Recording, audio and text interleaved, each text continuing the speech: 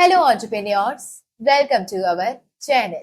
So we have studied our series for class 12 macroeconomics chapter wise previous year question paper series. So now why this series is important?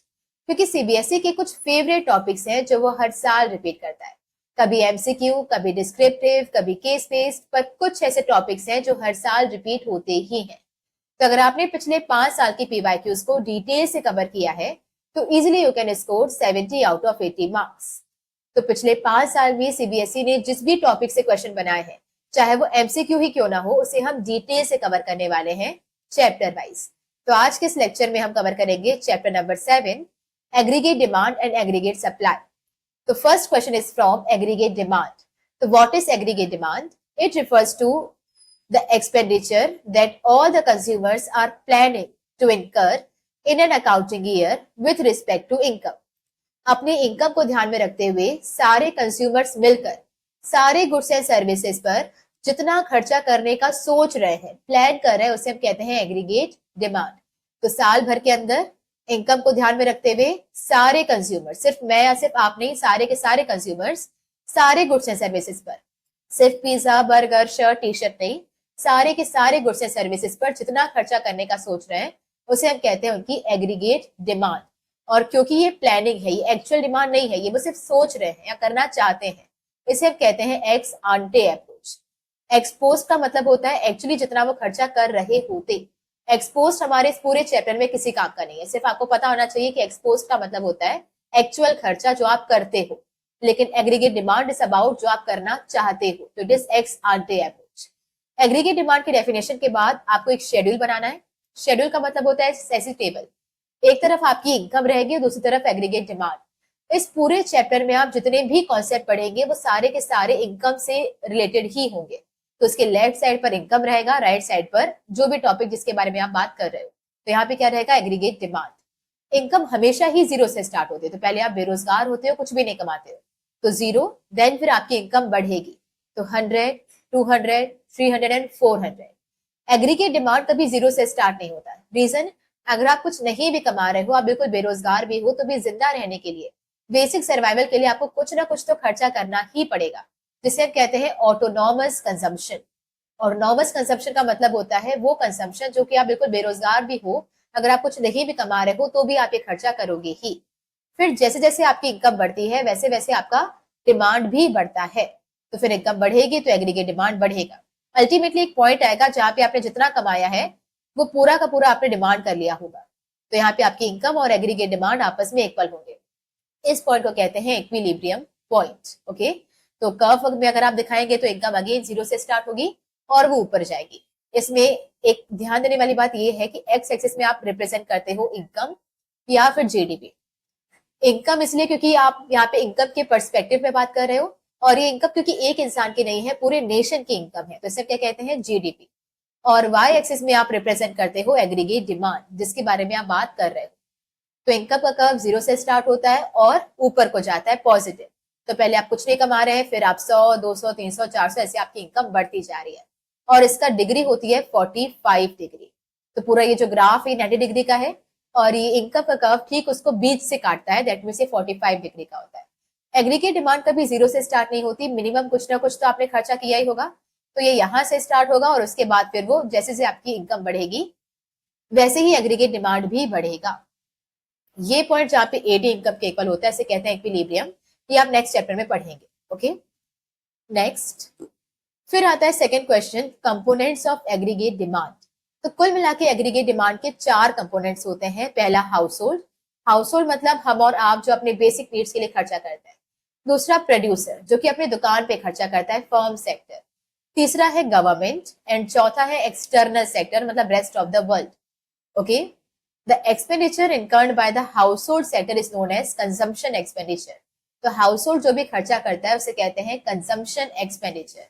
Firms या producer जो भी खर्चा करता है उसे हम कहते हैं इन्वेस्टमेंट एक्सपेंडिचर. तो अगर किसी दुकानदार ने अपनी दुकान के लिए कोई खर्चा किया है तो वो उसका कंजम्पशन नहीं है, वो उसकी इन्वेस्टमेंट है.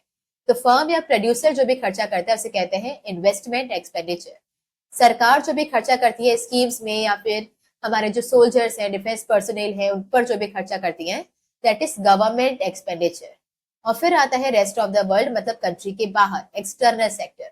तो यहाँ पे या तो होता है एक्सपोर्ट, एक्सपोर्ट मतलब हमने सामान बेचा है और दूसरी कंट्री से खरीदा है, और इम्पोर्ट मतलब उन्होंने सामान बेचा है और हमने खरीदा है। तो एक्सपोर्ट जब आप दूसरी कंट्री को सामान बेचते हो, इसको ऐड करते हैं। इम्पोर्ट जब आप दूसरी कंट्री से सामान खरीदते हो, उसे माइनस करते हैं। तो कुल मिला के 4 सेक्टर्स होते हैं। तो कुल मिला के AD will be equal to C, that means consumption expenditure, plus I investment, G government expenditure, X exports and M imports. तो AD is equal to C plus I plus G plus X minus M. हो सकता है कि आपको इसमें confusion हो कि देखो अगर आप एक्सपोर्ट कर रहे हो तो खर्चा कौन कर रहा है, फॉरेनर्स कर रहे हैं। तो फॉरेनर्स का खर्चा हम क्यों ऐड कर रहे हैं? और इम्पोर्ट का मतलब क्या होता है कि आपने सामान खरीदा है, मतलब आप खर्चा कर रहे हो, तो उस खर्चे को हम माइनस क्यों कर रहे हैं? इम्पोर्ट तो हमारा खर्चा है तो ये प्लस होना चाहिए, और एक्सपोर्ट करने का मतलब है कि खर्चा कोई और कर रहा है, फॉरेनर कर रहा है, तो उस खर्चे को माइनस होना चाहिए। तो ये रिवर्स क्यों है? बिकॉज एक्सपोर्ट करने का मतलब है कि आप सामान बेच रहे हो, तो खर्चा कौन कर रहा है दैट डजंट मैटर, पर खर्चा किस पर हो रहा है? आपके बनाए हुए गुड्स पर हो रहा है। तो हमारी कंट्री में बनाए गए गुड्स पर अगर खर्चा हो रहा है तो वो हमारा खर्चा है, दैट मीन्स हम उसे प्लस करते हैं। लेकिन अगर आप इंपोर्ट कर रहे हो, दैट मीन्स आप खर्चा किस पे कर रहे हो? किसी फॉरेन में बने हुए गुड्स पर। तो उनके बने हुए गुड्स पर अगर खर्चा हो रहा है तो आप माइनस करते हो। तो इट डजंट मैटर कि आप कौन खर्चा कर रहा है, इट मैटर्स कि खर्चा कौन से गुड्स पर हो रहा है। हमारी कंट्री में बनाए गए गुड्स पे खर्चा हो रहा है तो वो ऐड होंगे, उनकी कंट्री में बनाए हुए गुड्स पे खर्चा हो रहा है तो वो माइनस होगा। तो AD is equal to C plus I plus G plus X minus M. अगर ये टू सेक्टर इकोनॉमी होगी तो यहाँ पे सिर्फ 2 ही सेक्टर होंगे, हाउस होल्ड और फर्म, हाउस होल्ड और प्रोड्यूसर। तो AD will be equal to C plus I. अगर 3 सेक्टर होती तो AD will be equal to C plus I plus G, और अगर ये 4 सेक्टर है तो AD will be equal to C plus I plus G plus X minus M. Okay, जो यहाँ पे दिया ही हुआ है। लेकिन अब इस पूरे चैप्टर में मान के चलेंगे कि एग्रीगेट डिमांड के सिर्फ 2 ही कंपोनेंट्स होते हैं, हाउस होल्ड और फर्म। तो पूरी इसमें जब हम फॉर्मूला लिखेंगे इस एडी का तो वो होगा C plus I. Okay, next concept is aggregate supply.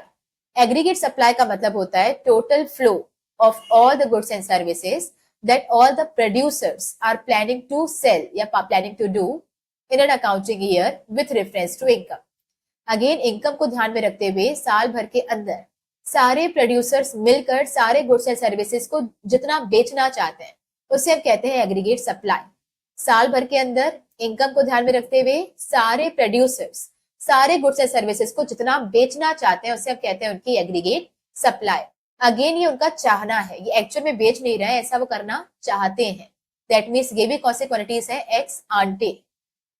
Okay, expose का मतलब क्या होता है? जितना वो एक्चुअल में बेच रहे थे।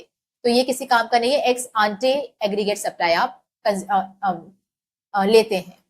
फिर आता है कि आप इसका जब शेड्यूल बनाएंगे तो अगेन उसके लेफ्ट साइड पे इनकम रहेगी, सारी क्वांटिटीज को इनकम से ही कंपेयर करना है। और फिर इसके राइट साइड पे जिसकी हम बात कर रहे हैं एग्रीगेट सप्लाई।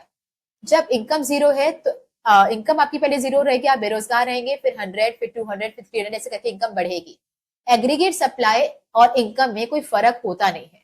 रीजन, अगर आपने नेशनल इनकम वाला चैप्टर किया है तो आपको पता होगा कि production is equal to income is equal to expenditure. तो जितना आपने बनाया है उसे बेचकर उतना ही इनकम आया होगा, और जितना इनकम आया है उतना ही आप खर्च कर देते हो।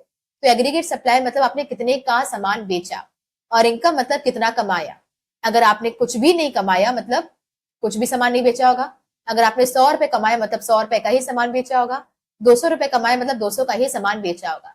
तो इनकम और एग्रीगेट सप्लाई में कोई फर्क नहीं होता है। आगे जब आप इसका कर्व बनाएंगे तो एक्स एक्सिस में रहेगा इनकम या फिर जीडीपी, वाई एक्सिस में रहेगा जिसकी आप बात कर रहे हो दैट इज एग्रीगेट सप्लाई। और क्योंकि दोनों एक ही चीज है तो दोनों 0 से स्टार्ट हो रहे हैं, ऊपर जा रहे हैं। कितनी डिग्री का कर्व बनाएंगे? 45 डिग्री का। यही हमारी इनकम है और यही हमारा एग्रीगेट सप्लाई भी। आगे बढ़ते हैं। फिर आता है कंपोनेंट्स ऑफ एग्रीगेट सप्लाई। क्योंकि एग्रीगेट सप्लाई और इनकम दोनों अलग कॉन्सेप्ट नहीं है तो दोनों के कंपोनेंट सेम ही होंगे। पहला है कंजम्पशन और दूसरा है सेविंग्स। आप जो भी रुपए कमाते हैं उसमें से या तो आपने कुछ खर्च किया होगा या तो आपने सेव किया होगा। तो इसके 2 कंपोनेंट्स होते हैं, खर्चा और सेविंग। तो अगर मैं आपसे कहूं कि इस महीने अगर मैंने खर्चा किया है 40,000 और मैंने अपनी इनकम का 30,000 रुपए बचा के भी रखा है, तो मैंने जो कमाया उसमें से 40,000 रुपए खर्च कर दिए और 30,000 रुपए मैंने बचा के रखे, तो बहुत ऑब्वियस है कि मैंने कमाया कितना होगा? 70,000 रुपए। तो आप दोनों को ऐड कर दो तो निकलेगा एग्रीगेट सप्लाई या फिर इनकम। फिर आता है next concept consumption function. Consumption function की डेफिनेशन होती है, it refers to functional relationship between income and consumption.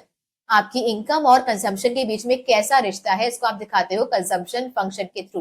That mean जब आप बिल्कुल बेरोजगार होते हो तो आप कितना खर्चा करोगे, जब आप रईस होते जाओगे तो कितना खर्चा करोगे, या गरीब होते जाओगे तो कितना खर्चा करोगे। तो आपका खर्चा और इनकम के बीच में कुछ रिलेशन होता है जिसे बताता है कंजम्पशन फंक्शन।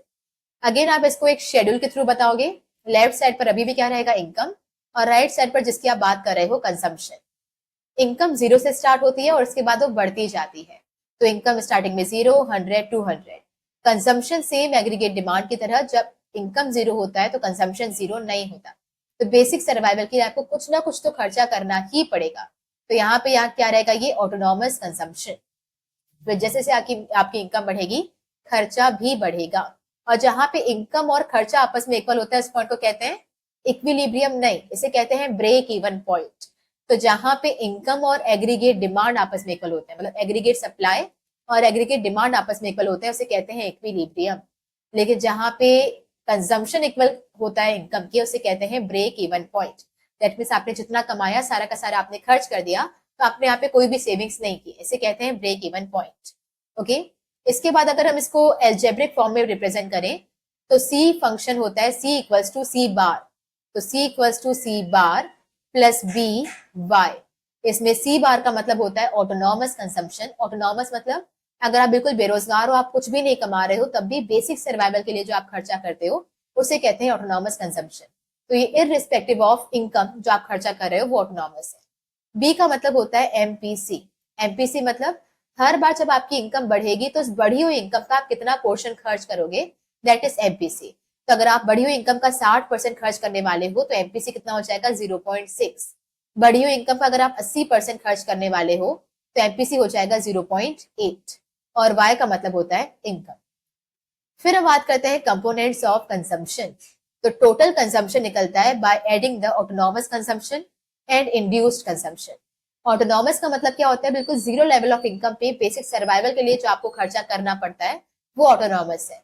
इंड्यूस मतलब जैसे जैसे आपकी इनकम बढ़ती है तो इनकम बढ़ने की वजह से आप एक्स्ट्रा खर्चा करते हो।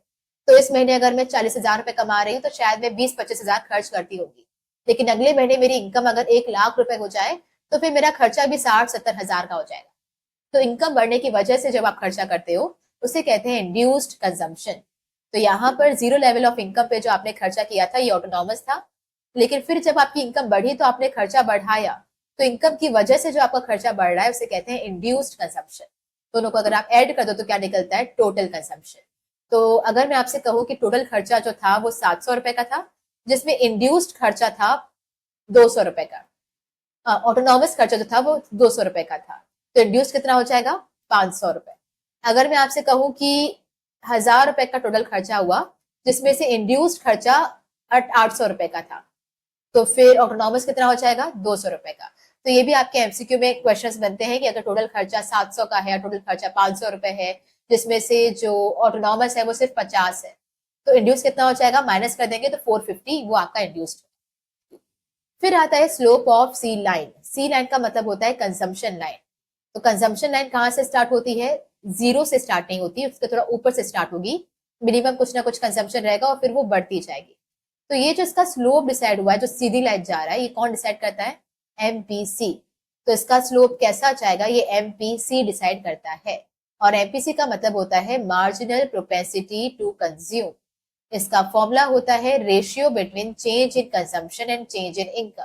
That means change in consumption upon change in income. बढ़ी हुई इनकम में से आपने कितना खर्च किया। तो अगर इस महीने आपकी इनकम 40,000 है और आप उसमें से 20,000 खर्च कर रहे हो, अगले महीने अगर आपको इनकम मिलती है 60,000 और आप अपना खर्चा बढ़ा के 25,000 कर देते हो, तो बढ़ी हुई इनकम मतलब 20,000 की इनकम में से आपने कितना एक्स्ट्रा खर्चा किया, 5,000। तो इनकम कितने से बढ़ी थी, 20,000 से, पर आपने खर्चा कितने से बढ़ाया, 5,000 से। ये आपकी एमपीसी होती है। ओके, तो इसे कहते हैं proportion of additional income goes for consumption. बढ़ी हुई इनकम का वो पोर्शन जो आपने कंज्यूम किया उसे कहते हैं एमपीसी। इससे मिलता जुलता एक कॉन्सेप्ट होता है एपीसी। बट एपीसी का मतलब क्या होता है, एवरेज प्रोपेंसिटी टू कंज्यूम। तो it is a ratio between consumption and income. Total आपने जितना कमाया उसमें से जितना खर्चा किया उसे आप कहते हैं एपीसी। बढ़ी हुई इनकम में से नहीं, टोटल आपने जितना कमाया था, मान लो इस महीने अगर आपने 60,000 कमाया और 25,000 खर्च किया तो एपीसी कितना हो जाएगा, 25,000 अपॉन 60,000। तो टोटल इनकम में से जो आप खर्चा करते हो उसे कहते हैं एपीसी। तो it is a proportion of total income that goes for consumption. पूरी इनकम में से वो पार्ट जो आपने कंज्यूम कर लिया दैट इज योर एपीसी। तो यहाँ पर एपीसी कैसे निकलता है, सी अपॉन वाई। लेकिन ये जो सी लाइन का स्लोप है, स्लोप मतलब ये जो यहाँ से स्टार्ट होकर लाइन यहाँ जा रही है, ये ऐसे जाएगी ऐसे जाएगी, किस तरह वे में जाएगी, कौन डिसाइड करता है, एमपीसी डिसाइड करता है, ना कि एपीसी। तो एपीसी सिर्फ कॉन्सेप्ट के लिए जरूरी है, लेकिन इसका स्लोप डिसाइड करने में कोई लेना देना नहीं होता है। साथ ही में जो सी लाइन होती है वो स्ट्रेट लाइन होती है। स्ट्रेट मतलब अगर आप यहाँ से स्टार्ट कर रहे हो और ये ऊपर जा रही है तो ये ऐसे ऐसे ऊपर नहीं जाएगी, ये बिल्कुल सीधी लाइन में ऊपर जाएगी। तो ये यहाँ से स्टार्ट होगी, बिल्कुल स्ट्रेट लाइन ऊपर जाती है। स्ट्रेट होने का रीजन क्या है कि एमपीसी कांस्टेंट होता है। एमपीसी कांस्टेंट मतलब अगर स्टार्टिंग में आपका एमपीसी 0.5 है, दैट मीन्स बढ़ी हुई इनकम में से हमेशा 50% खर्च करते हो तो हमेशा ही आप 50% ही खर्च करोगे, ये बदलेगा नहीं। तो एमपीसी आप कांस्टेंट लेते हो जिसकी वजह से लाइन सीधी जाती है। फिर बढ़ते हैं सेविंग फंक्शन में, तो ये मिलता जुलता है। ये भी क्या होगा, functional relationship between income and saving. Income और सेविंग के बीच में भी कुछ रिश्ता होता है, तो इसके बीच के रिलेशनशिप को आप बताते हो in the saving function. Again आप एक शेड्यूल बनाओगे जिसके एक साइड पे आपको चाहिए इनकम और दूसरी साइड पे आपको चाहिए सेविंग। बट प्रॉब्लम ये है कि सेविंग निकालने के लिए पहले आपको खर्चा पता होना चाहिए। तो अगर मैं आपसे कहूँ कि मैंने इस महीने कितना सेव किया है, तो ये बताने के लिए मुझे आपको ये बताना पड़ेगा कि मैंने कितना कमाया था और उसमें से कितना खर्च कर दिया। तो कमाई में से खर्चा माइनस करो तब जाके सेविंग निकलता है। तो इनकम हमेशा वही 0 से स्टार्ट होगी और फिर 100, 200, 300 बढ़ेगी। कंजम्पशन कभी भी 0 से स्टार्ट नहीं होता, मिनिमम कुछ कंजम्पशन करोगे ऑटोनॉमस 40, और फिर इनकम जब बढ़ती है तो खर्चा भी बढ़ता है जिसे कहते हैं इंड्यूस्ड कंजम्पशन। अब सेविंग निकालना है तो जब आप कुछ भी नहीं कमा रहे थे और आपने 40 रुपए का खर्चा किया तो इस पॉइंट पर सेविंग कितना हो गया, -40। -40 का मतलब होता है कि आपने उल्टा सेविंग से पैसा निकाला है। तो अगर आपने कुछ भी नहीं कमाया था पर फिर भी आप खर्चा कर रहे थे तो वो खर्चा कहाँ से किया होगा, वो आपने सेविंग से निकाला होगा। इसे कहते हैं डिस सेविंग। फिर जब आपने 100 रुपए कमाया और 120 खर्च कर दिया तो अगर अगेन आपका सेविंग कितना हो गया, -20। इस बार आपने अपनी सेविंग से 20 रुपए निकाले। जब आपने 100 रुपए कमाए, 200 रुपए कमाए, 200 के 200 खर्च कर दिए तो सेविंग 0। 300 कमाया, 240 खर्च किए तो सेविंग 60। 400 कमा के 320 खर्च किए तो सेविंग 80। तो ये क्या है आपका सेविंग का। तो सेविंग स्टार्ट कहां से हुई थी, नेगेटिव से। तो यहाँ पे अगेन आप जो कर्व बनाएंगे उसके एक्स एक्सिस में रहेगा इनकम या फिर जीडीपी, वाई एक्सिस में रहेगा, क्योंकि आप सेविंग की बात कर रहे हो तो यहाँ पे रहेगा सेविंग। कहां से स्टार्ट होगा, नेगेटिव से, और उसके बाद फिर वो बढ़ता जाएगा तो ऊपर होता जाएगा। ओके, तो एक पॉइंट तक ये नेगेटिव रहेगा, फिर ये 0 होगा। जहां पे ये 0 होता है उसे कहते हैं break even point.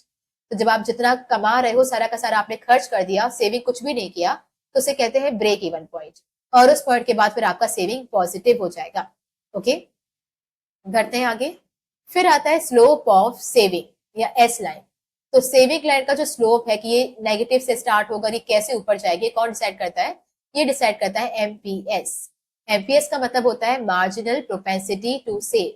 Marginal propensity to save का मतलब होता है proportion of additional income that goes for saving. आपकी बढ़ी हुई इनकम का वो पार्ट जो आपने सेव कर दिया।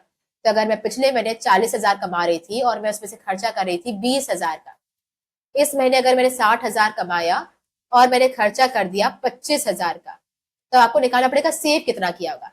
40,000 जब कमा रही थी, 20,000 खर्च किया तो सेव कितना किया होगा, 20,000। इस महीने मैंने 60,000 कमाया तो इसमें से 25,000 मैंने खर्च कर दिया, तो मैंने सेव कितना किया होगा, 35,000 मैंने सेव किया होगा। ओके, तो पहले सेव कितना कर रही थी, 20,000, इस बार सेव कितना कर रही हूँ, 35,000। मतलब सेविंग की मैंने कितनी बढ़ाई, 15,000 से। इनकम कितनी बढ़ी, 20,000 से। ये होता है एमपीएस। तो बढ़ी हुई इनकम का कितना पोर्शन आप सेव कर रहे हो, दैट इज एमपीएस। तो it is a ratio between change in saving upon change in income. बढ़ी हुई इनकम का कितना पोर्शन आपने सेव किया। मिलता जुलता कॉन्सेप्ट होता है एपीएस। एपीएस का मतलब होता है average propensity to save. Total income में से आपने टोटल कितना सेव किया। तो it is a ratio between total saving and total income. अगर आपने 60,000 कमाए थे तो 60,000 में से कितना सेव किया, 35,000।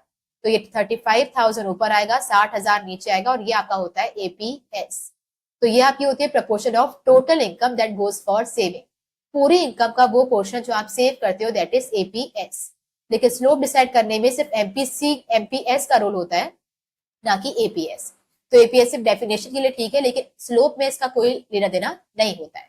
अगेन आपका जो सेविंग लाइन है वो भी स्ट्रेट लाइन जाती है, तो ये कोई ऐसा ऐसा नहीं जाएगी, सीधी सीधी ऊपर जाएगी। उसका भी रीजन क्या होता है कि एमपीएस कांस्टेंट होता है। तो स्टार्टिंग में अगर एमपीएस 0.2 था, मतलब आप 20% सेव करते थे, तो हमेशा 20% ही सेव करोगे, एमपीएस चेंज नहीं होगा। तो इसलिए आपका जो लाइन बनती है वो स्ट्रेट लाइन जाती है। फिर आपकी कुछ एमसीक्यूज बनते हैं कि बताओ एपीसी क्या कभी मोर देन 1 होता है, लेस देन 1 होता है, इक्वल्स टू 1 होता है, एक्सेट्रा। तो एपीसी की अगर बात है तो एपीसी का मतलब होता है कंजम्पशन। अगर वो आपसे पूछे कि क्या एपीसी मोर देन 1 होता है, तो आपको सोचना एपीसी का मतलब क्या है, कंजम्पशन।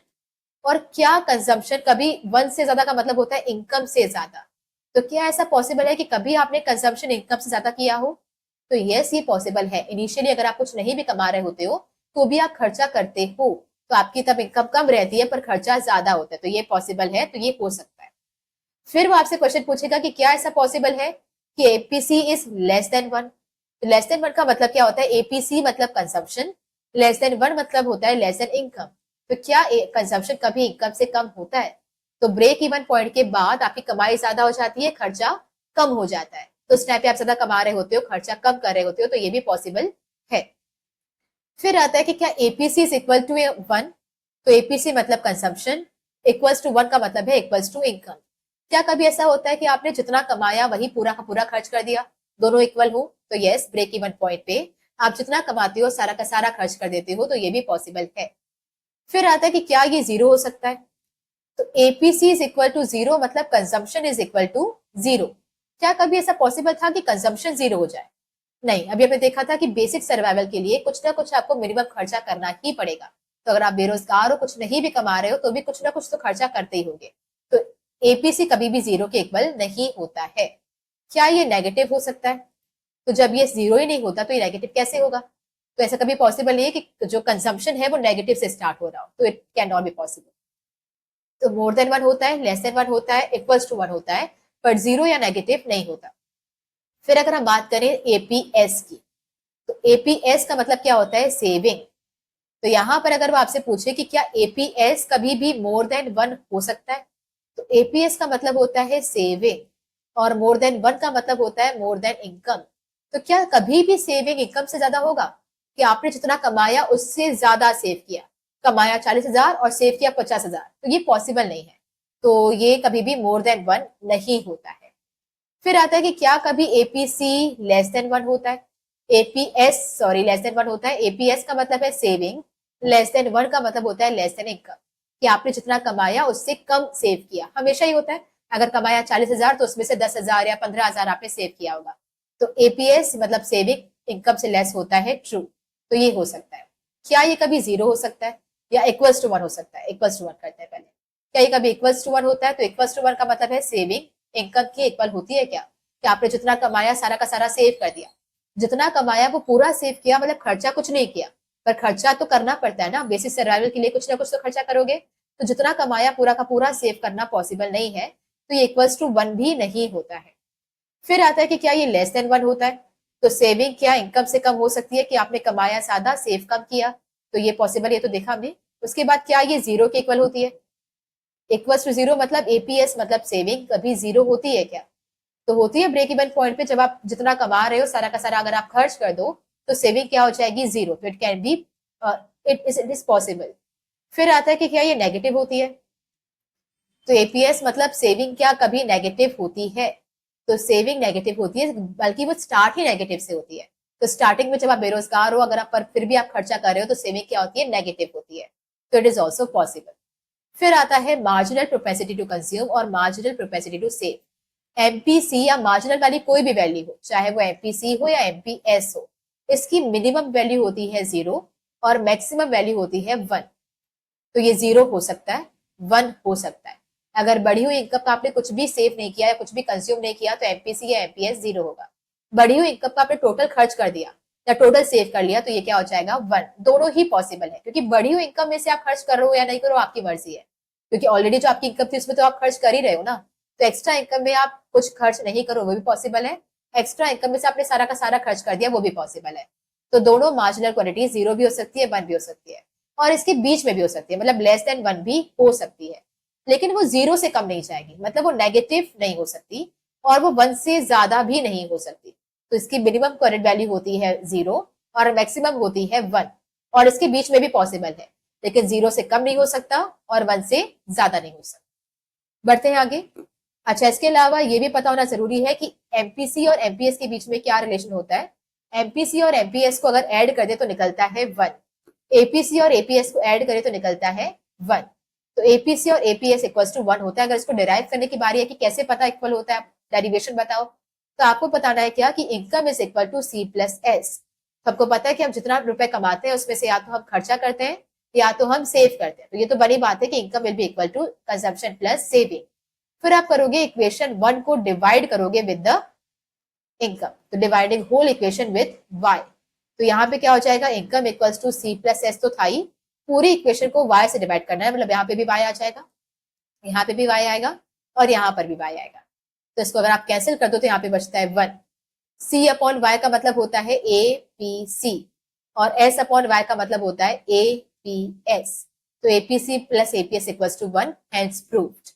अगर आपको एमपीसी को अगर प्रूफ करना हो तो यहाँ पे बस आपको एक चीज और करनी पड़ेगी कि income is equal to consumption plus saving. अगर इनकम कंजम्पशन और सेविंग के इक्वल होती है तो यहाँ पे change in y will also be equal to change in c plus change in s। बढ़ी हुई इनकम भी बढ़ी हुई कंजम्पशन और बढ़ी हुई सेविंग के इक्वल होगी। अब आप इसको मानोगे इक्वेशन नंबर 1 और फिर आप करोगे dividing the whole equation with change in y। तो यहाँ पर क्या है, change in y, change in c, change in s। अगर आप इस पूरे इक्वेशन को चेंज इन y से डिवाइड कर दो तो यहाँ पे भी क्या हो जाएगा, चेंज इन y, यहाँ पर भी आएगा चेंज इन y और यहाँ पर भी again change in y, change in y cancel हो जाएगा तो क्या बचेगा 1। But change in c upon change in y का मतलब क्या होता है, MPC. Change in s upon change in y का मतलब होता है एमपीएस, हेंस प्रूव्ड। बढ़ते हैं आगे। फिर आता है what is the consumption function and how it can be derived from saving function. ये आपका क्वेश्चन पूछा गया और ये काफी फ्रीक्वेंट क्वेश्चन है। तो कंजम्पशन फंक्शन क्या होता है वो तो हमने देखा, it is a functional relationship between consumption and income. Income और कंजम्पशन के बीच में क्या रिश्ता होता है उसे कंजम्पशन फंक्शन बताता है। और इसका एक्सप्रेशन क्या होता है, C equals to C bar plus B Y. और आपको बताना है कि ये जो कंजम्पशन फंक्शन है ये कैसे सेविंग फंक्शन से डिराइव हो सकता है। इसका मतलब अगर सेविंग फंक्शन गिवन हो तो उससे कंजम्पशन कैसे निकलेगा। तो फिर आप बताओगे कि सेविंग फंक्शन क्या होता है, it is a functional relationship between saving and income. और इसका भी जो फंक्शन होता है वो क्या होता है, C S equals to minus C bar plus 1 minus B Y. अगर आप इसका डेरिवेशन निकालो तो अगर आपको क्या मानना पड़ेगा कि income is equal to C plus S. जो भी आप कमाते हो उसमें से या तो आपने खर्च किया होगा या तो आपने सेव किया होगा, तो income is equal to C plus S. Even हर सारे जो डेरिवेशन हैं वो लगभग यहीं से निकलते हैं। फिर आप बताओगे कि यहाँ पे सेविंग अगर गिवन हो तो कंजम्पशन कैसे निकलेगा। दैट मीन सेविंग अगर गिवन है तो सेविंग फंक्शन को यहाँ पे पुट करोगे तो यहाँ पे आएगा सी। सेविंग की जगह आप क्या यूज करोगे, उसका फंक्शन। तो ये फंक्शन अगर हम यहाँ पे पुट करें तो क्या हो जाएगा, minus C bar plus 1 minus B और फिर आएगा वाई। ओके, तो यहां से अगर आप इसको सॉल्व करो तो सी की वैल्यू निकल जाएगी। करते हैं, यहाँ पे आएगा इनकम, यहाँ पर है सी। फिर अगर आप इस ब्रैकेट को ऊपर करो तो प्लस और माइनस क्या हो जाएगा, माइनस माइनस सी बार। फिर आप इस ब्रैकेट को भी ओपन करो तो y ब्रैकेट के बाहर है, दैट मीन्स ये y दोनों से मल्टीप्लाई होगा। तो यहाँ पे हो जाएगा प्लस y। प्लस y कहां से आया, क्योंकि यहाँ पर ब्रैकेट के अंदर 1 था और ब्रैकेट के बाहर y था, तो y इंटू 1 y। फिर माइनस b इंटू वाई क्या हो जाएगा, माइनस बी वाई। अब यहाँ पर इसको ओपन करने के बाद इस साइड में हमारे पास प्लस y है और यहाँ भी हमारे पास प्लस y है। तो या तो आप इस y को वहां ले जाओ तो माइनस हो जाएगा 0, या फिर आप यहीं पर भी कैंसिल कर सकते हो तो y और y कैंसिल हो जाएंगे। तो c निकालना है, c को इस तरफ ही रखते हैं, बाकी सबको वहां ले जाते हैं। तो c यही रहेगा, पर माइनस सी बार वहां जाएगा, इधर वो नेगेटिव है, वहां जाकर पॉजिटिव सी बार होगा। माइनस बी वाई, यहाँ पर वो नेगेटिव है, वहां जाके क्या हो जाएगा, प्लस बी वाई और it will be equal to C. तो hence prove C equals to C bar plus B Y. तो यहाँ पे आपको ये फंक्शन डेराइव करना था इस फंक्शन से, तो इसकी वैल्यू आप पुट करोगे तो आपको सी फंक्शन की वैल्यू मिल जाएगी। ओके, यहाँ पर ये सी बार है, ये भी सी बार है और यहाँ पे भी सी बार है। ओके, नेक्स्ट है given a consumption curve, outline the steps required to be taken in deriving a saving curve from it. अगर कंजम्पशन कर्व दिया हो तो उससे सेविंग कर्व कैसे निकलेगा वो आपको बताना है डायग्राम का यूज करके। तो पहले हम डायग्राम को ही देखते हैं। तो यहां से मैं बनाती जाती हूँ, फिर आप देखिएगा। तो यहां से हमारा पहले आप बनाओगे कंजम्पशन फंक्शन और फिर आप उसके नीचे बनाओगे सेविंग फंक्शन। ओके, और क्योंकि सेविंग नेगेटिव से स्टार्ट होती है, थोड़ा और नीचे जाना पड़ेगा। तो यहाँ पर रहेगा 0, एक्स एक्सिस में रहता है इनकम या फिर जीडीपी, ऊपर क्योंकि कंजम्पशन बना रहे हैं तो यहाँ पे रहेगा कंजम्पशन, यहाँ पर 0, अगेन नीचे रहता है इनकम या फिर जीडीपी, और वाई एक्सिस में रहेगा सेविंग। ओके, नाउ अगर आप कंजम्पशन फंक्शन बनाओगे तो इनकम कहां से स्टार्ट होता है, या 0 से, और फिर वो ऊपर जाता है 45 डिग्री में। कंजम्पशन कभी 0 से स्टार्ट नहीं होता, ये कुछ ऊपर से स्टार्ट होगा और उसके बाद फिर वो इंटरसेक्ट करते हुए जाएगा, ये कंजम्पशन है। और इससे पहले जो ये बनाया था ये क्या है, इनकम। तो ये इनकम है और ये कंजम्पशन है। ओके, अब इससे अगर हमें सेविंग बनाना हो तो जहां पे कंजम्पशन और इनकम आपस में इक्वल होता है, इसे क्या कहते हैं, ब्रेक इवन पॉइंट, वहां पर आपकी सेविंग क्या होनी चाहिए, 0।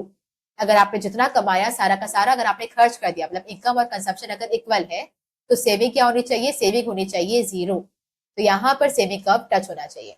इससे पहले क्या है, कंजम्पशन ज्यादा है और इनकम कम है। तो यहाँ पे अगर आप देखो तो कंजम्पशन ऊपर है, इनकम कम है। तो स्टार्टिंग में आप बेरोजगार होते हो, कम कमाते हो, और फिर आप उस टाइम पे भी आप खर्चा करते हो, तो कंजम्पशन ज्यादा होता है, इनकम कम होती है।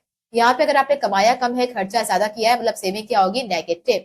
तो सेविंग नेगेटिव से स्टार्ट होगी, जहां पे दोनों इक्वल है वहां पे सेविंग 0 हो जाएगी, और उस पॉइंट के बाद क्योंकि income is more then consumption, तो यहाँ के बाद क्या हो जाएगा, सेविंग पॉजिटिव।